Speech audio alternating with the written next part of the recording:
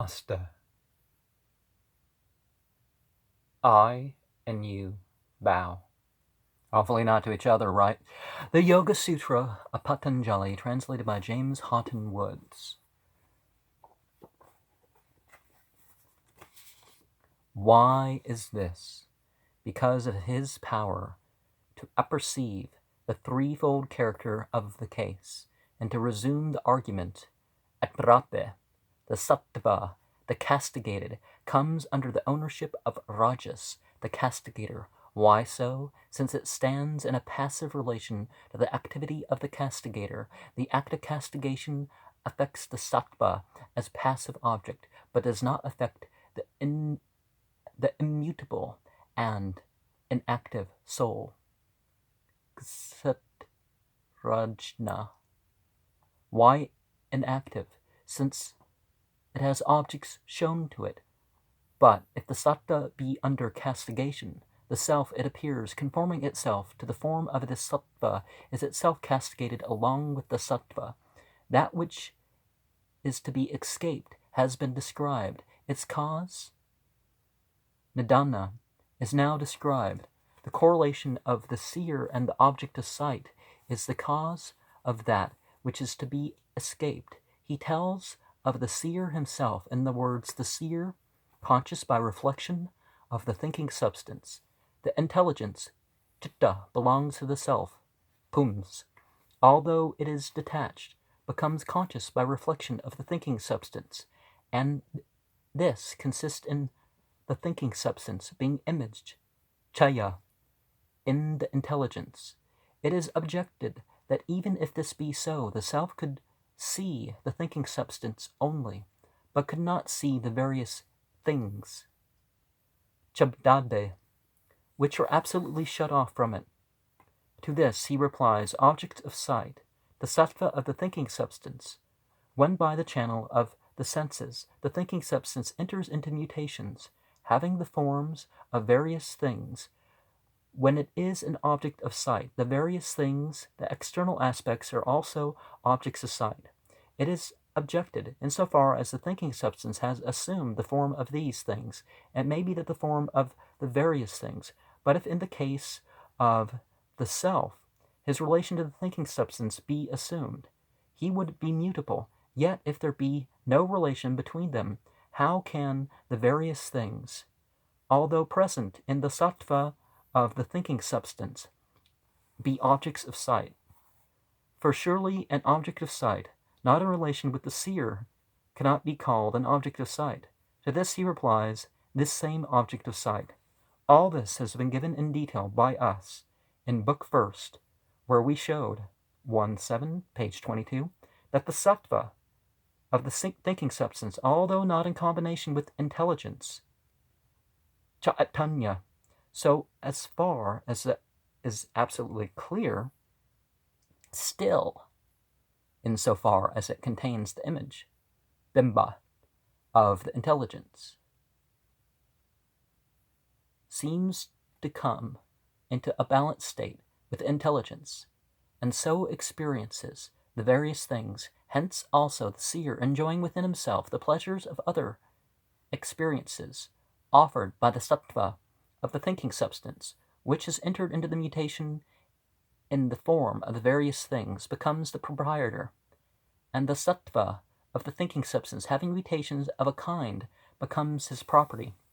So this same sattva of the thinking substance, containing the forms of the various things, becomes the object of sight, and being like a magnet, it becomes the property of the self, whose nature is seeing, and who is the proprietor. Why is this? He says, the experience, because the sattva of the thinking substance is changed into an object upon which experience operates. The experience is the enjoyment on the part of the self. The operation is the activity. The object is the condition of being enjoyed. Because it is changed into this, it becomes the property of the self. The objection is made.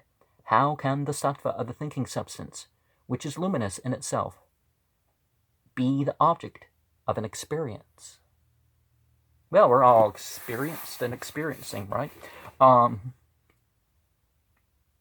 In reply to this, he says, insofar as it has the nature of another. For if the sattva of the thinking substance were really like the intelligence, Chaitanya, it would be luminous in itself. But it is acquired, this now being. It is property, Sva. It is other than intelligence, Chaitanya, and inert in nature. Therefore it is the object of the experience on the part of this intelligence. It is objected, one thing is dependent upon another thing, when in some way or another it exerts itself for the sake of the other, whereas the sattva of the thinking substance does not in any way exert itself for the self, which is detached from it. And how can the thinking substance be dependent on the intelligence? And this being so, it cannot be the object upon which the self operates. In reply to this, he says, although self-dependent, by serving the purpose of one not itself, by serving the purpose of the self, it becomes dependent on one not itself, dependent on the self. The objector says this relation between the power of seeing and the power by which one sees must either natural or accidental. If it be natural, since the two terms of the relations are permanent, the relation is one that cannot be exterminated. And this being so, the round of rebirth would be permanent. But if it is accidental, then insofar as hindrances and karma, cause, effect, action, let's not moralize the term karma, and its subconscious impressions are fluctuations of the internal organ. The former exists only so long as the inner organ exists, and if at the same time the inner organ is to have these as its cause, why would be the fault of mutual interdependence? And you could not explain this fault away by bringing in a series without beginning, because it is impossible that there should be anything from time without beginning at the beginning of the creation, for then the round of rebirth would not be produced at all. On which point it has been said, even in the opinion of those who think that the self is not an agent, how can the aspects guna bring about the very first activity? For then karma does not yet exist. Neither is there an erroneous idea, nor passion, nor hatred, nor similar hindrances. For all these are fluctuations of the central organ, and the control organ has not been produced at that time. This doubt he removes by that which one sees. It is from time without beginning, and is effected for two purposes. It is true that the relation is not natural but accidental. It is not to be supposed that it has a beginning, for insofar as it is the result of a cause, nimitta, from time without beginning, it itself is also from time without beginning. Furthermore, the uninterrupted succession of hindrances and karma and subconscious impressions of these is from time without beginning. And although at the time of each reversal of creation, this succession has been reduced to the state of equipoise, samya, in the primary cause, still, at the beginning of a creation, it becomes again as before, just as some kind of plants, udbidja,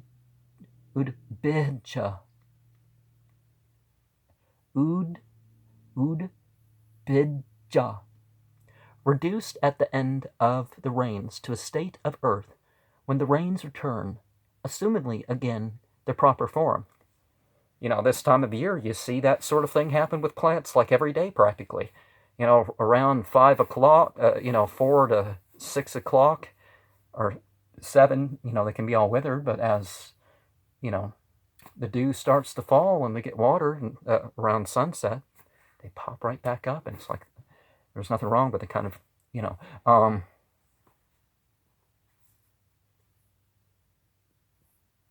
more than one, this has been made known previously, insofar as it brings it to growth. Undifferentiated consciousness is the cause of the correlation, insofar as it is the reason for its stability. The purpose of the self is the cause, for this conjunction is stable by virtue of this purpose of the self. It is this that is stated in the words effected for two purposes, and in this sense it has been also said by Panchatika, by connection with this, means by connection with the thinking substances. This same is the cause of pain. By the avoidance of this conjunction, this antidote for pain would be absolute. So what is implied is arthat, that pain results from a failure to avoid it. In connection with the same point, he states an extremely well-known simile in the words, for example, a foot protector. It's a sandal. An object says, let this be granted. But if it be said that correlation with the aspects guna is the cause of the castigation, then we must say that the aspects guna are castigators, and since the action of castigating does not remain within the agent, it is the case in such an intransitive act as being, we must expect some other thing to be castigated, and the self is not the passive object of this as being something to be castigated, for in so far as he is immutable, it is not fitting that he should be as to reap the consequences which come from actions. Therefore we come to the result that the act of castigating, which is concomitant with the thing castigated, ceases when the thing castigated also ceases. Just as there is absence of smoke when fire is lacking, so he says, and to resume the argument, the castigator, it is the aspects guna only that are in relation of the castigated and castigator. Of these three, sattva, because it is soft, like the sole of the foot, it is the object to be castigated. Whereas rajas, inasmuch as it is keen, is the castigator. And this is the point. He asks, why so? And that is to say, why is the sattva alone and not the self, the object to be castigated? He gives the answer in the words, the sattva is a passive object. Is not then the self castigated at all?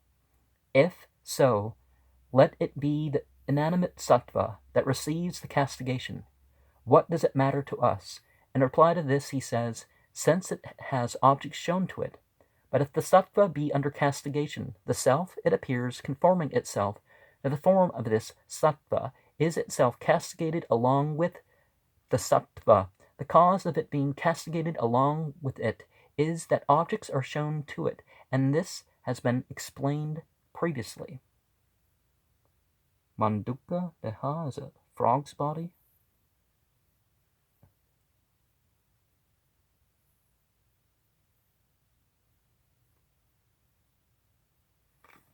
Okay, he tells what the object of sight itself is. 18. With a disposition to brightness, and to activity, and to inertia, and with the elements and the organs as its essence, and with its purpose, the experience and the liberation of the self. And this is the object of sight.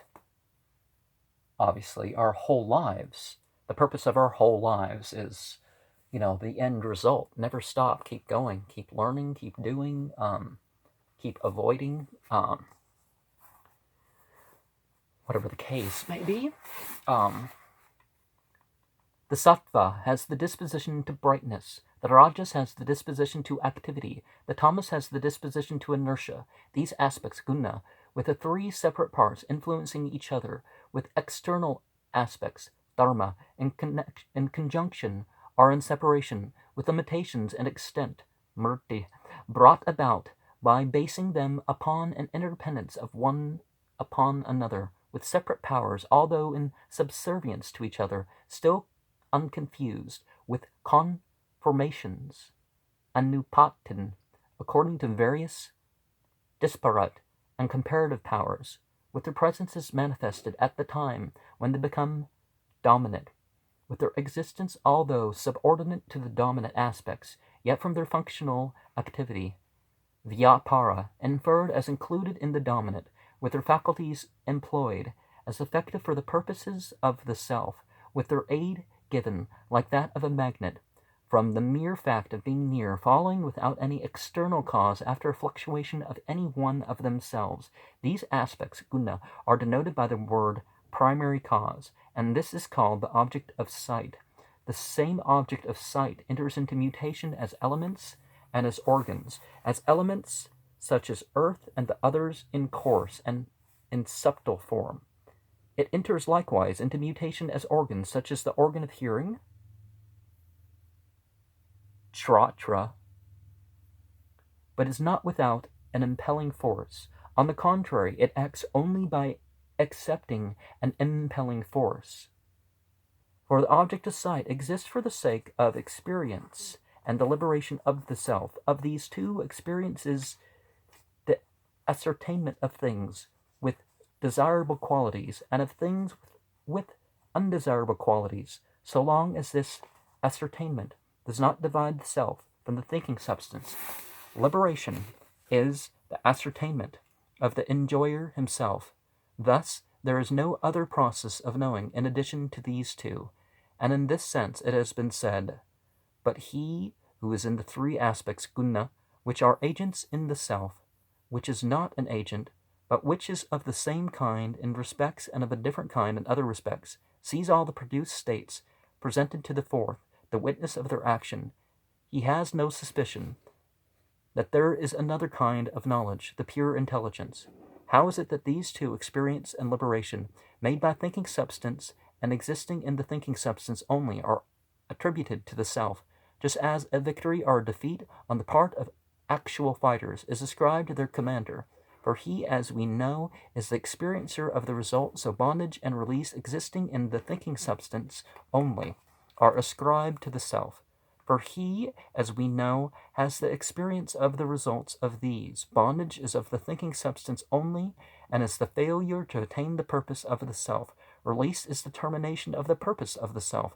Thus, it is that the processes of knowing and the processes of retention and comprehensions of particulars, uha, and removals of faults, apoha, and real knowledge, and the will to live, all existing in the thinking substance, are assumed to exist in the self, for he, as we know, has the experience of the results of these.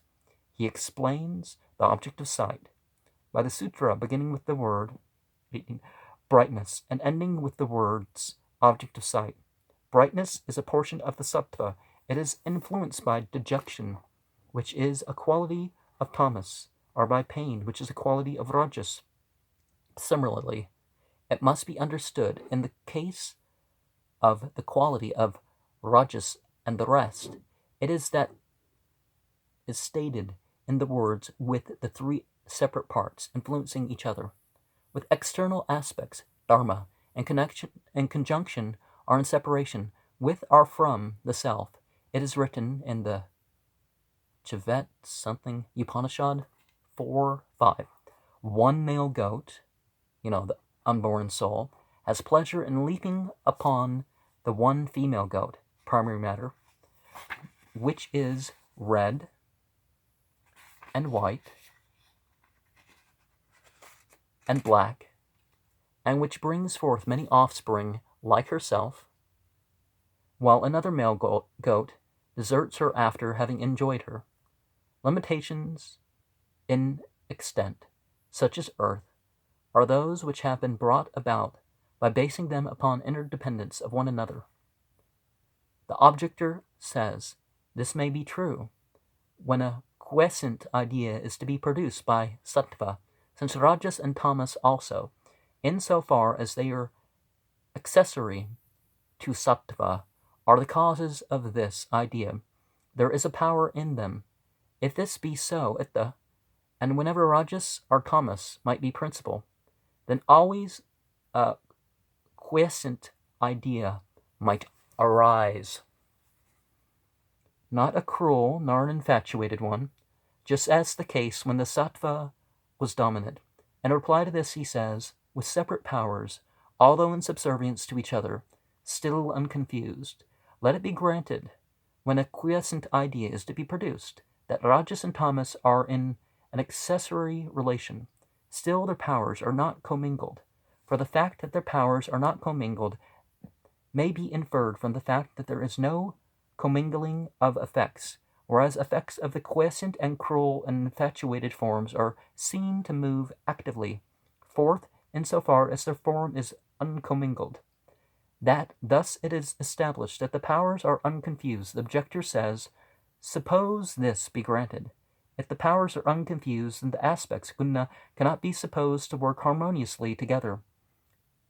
Evidently, things whose powers are different never have effects that are produced by a harmonious working together. Threads, for instance, and lumps of earth and dry grasses do not work harmoniously together and produce a jar. In reply to this, he says, with conformations according to various disparate and comparate powers, although the power of serving as material cause is in a thing which is comparable with its effect, and not elsewhere, and although the power of serving as cooperative cause in disparate things, still, when it is a water jar that is to be generated, is not in the power of the dry grasses to serve them even as cooperative causes. And this being so, these grasses do not work harmoniously with threads. This is the point. He analyzes the compound. Those are referred to whose character it is to conform to certain kinds of powers with regard to possible disparate and comparates at the time when they become dominant. When a supernormal body is to be generated, the sattva is dominant and the rajas and tamas are accessory. Similarly, when a human body is to be generated, the rajas is dominated and the sattva and tamas is accessory. Likewise, when an animal body is to be generated, the tamas is dominant and the sattva and the rajas are accessory. Then these aspects, guna, have their presence manifested at the time when they become dominant. In other words, they contribute to the effect and proportion as they become re-intensified. And the word dominant is to be taken as the abstract form of dominance. Bhava pradhana. Yeah, let's be careful when we judge things or people or whatever. There's different qualities going on. That doesn't mean that there aren't very serious crimes that we should really deal with harshly. But just as in the phrase Panini's Sutra 1.4.22, the dual and the singular are used in the case of two and one. The words two and one in this case to be understood as two-ness and oneness. In other cases, such as measurable numbers, they are to be understood as two and as one. An objector says, at the time of dominance, it is possible to say that the dominant exists insofar as it is in its intense form. But is there any source of valid ideas to prove the real existence of its accessories, which are not in the intense form? In reply to this, he says, although subordinate, although not intensified, still because they have no discrimination, to recognize that they are themselves inanimate, and yet because they do not work harmoniously together, from the mere fact of their functional activity, insofar as there is cooperation, their existence is inferred as being included in the primary cause. The objector says we may grant that the aspects guna have faculties and work harmoniously together, but why do they perform this cooperation? For surely just because one says there is a faculty, one generates no actual effect on the ground that there may not be any cessation in the production of effects. In reply to this, he says, employed as effective for the purposes of the self. After this, purpose has been effected. While the purposes of the self have been ended, the aspects afterwards cease and produce no effects. That is what he means to say. If it be asked, how can a thing which does not aid the self use impelling force as being the purpose of the self? He replies, aid given merely by being near. It is objected that the impeller of the aspects is characterized only as being merit and demerit. But can these aspects be made to produce effects when impelled by the purposes of the self? In reply to this objection, he says, without any external cause. He explains the phrase, the rest of the aspects, even without any external cause, pratyaya, are efficient cause, nimitta, such as merit, following the fluctuation of any one of them, neither of sattva or of rajas or of tamas as dominant, and as being active towards the production of its own effect, in which sense he will say later, Book 4.8, the effective cause gives no impulse, but the mutation follows when the barrier to the evolving causes is cut, just as in the case of the peasant. The construction of the sentence is, these aspects, guna, are denoted by the word primary cause, pradhana, according to its derivative. The word pradhana is that by which the universe is produced. Pradhyate are put forth.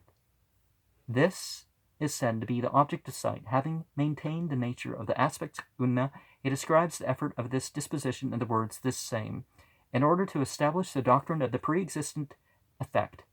Sat Karyavada. He says that a thing enters into mutation as a form of that thing, whichever it may be, that its essence. He makes clear that its essence is elements and organs by the words beginning as an element, to the words with its purpose, the experience, and the liberation, which are part of the sutra. He gives an introduction, saying, not without an impelling force.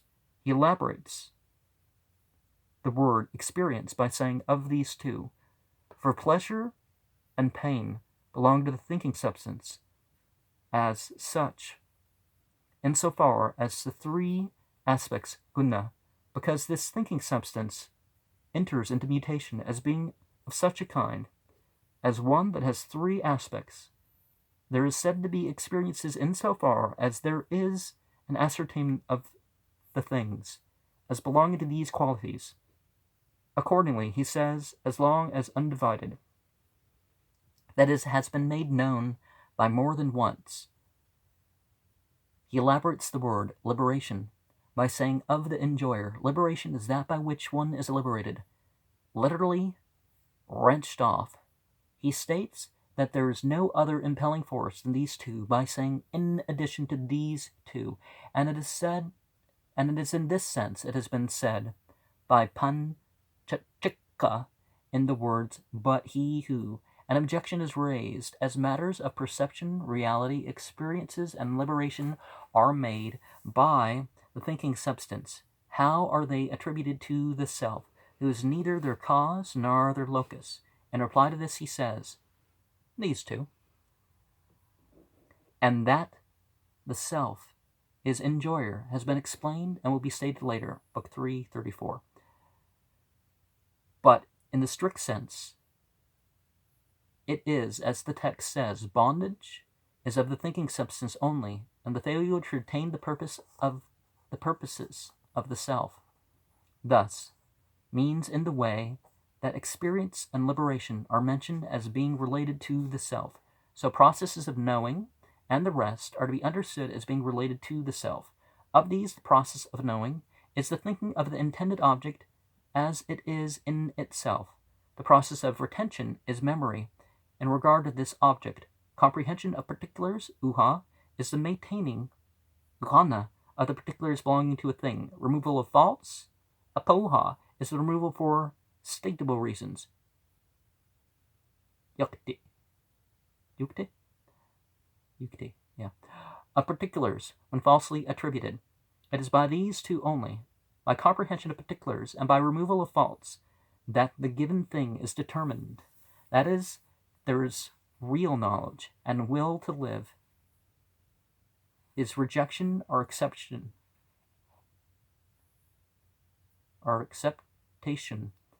preceded by this determination of the reality, and very important for us to question.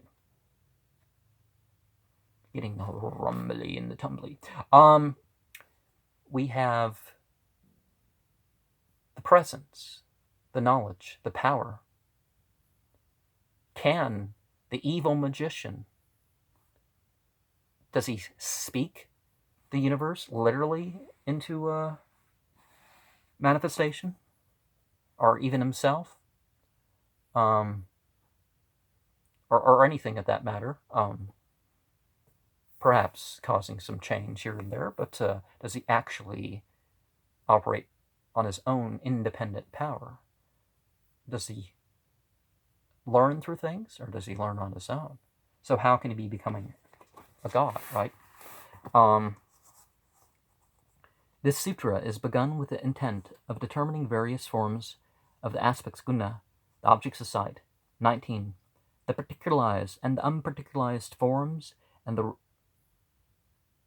the resoluble only into primary matter and irresoluble primary matter are the divisions of the aspects guna.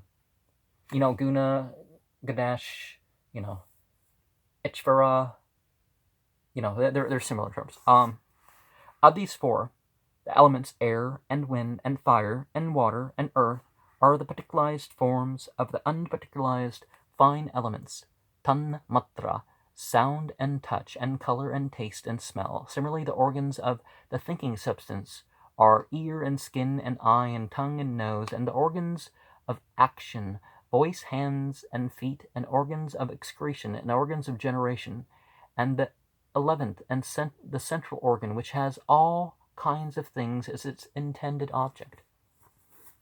These are particularized forms of the unparticularized personality substance, which are characterized as having the feeling of personality, and this is the 16-fold mutation of the aspects guna. The unparticularized forms are 6, namely the fine element of sound, and the fine element of touch, and the fine element of color, and the fine element of taste, and the fine element of smell. Thus we know sound and the rest, with 1 or 2 or 3 or 4 or 5 distinguishing characteristics, are 5 unparticularized forms, and the 6th is that of which we can say that it is the feeling of personality.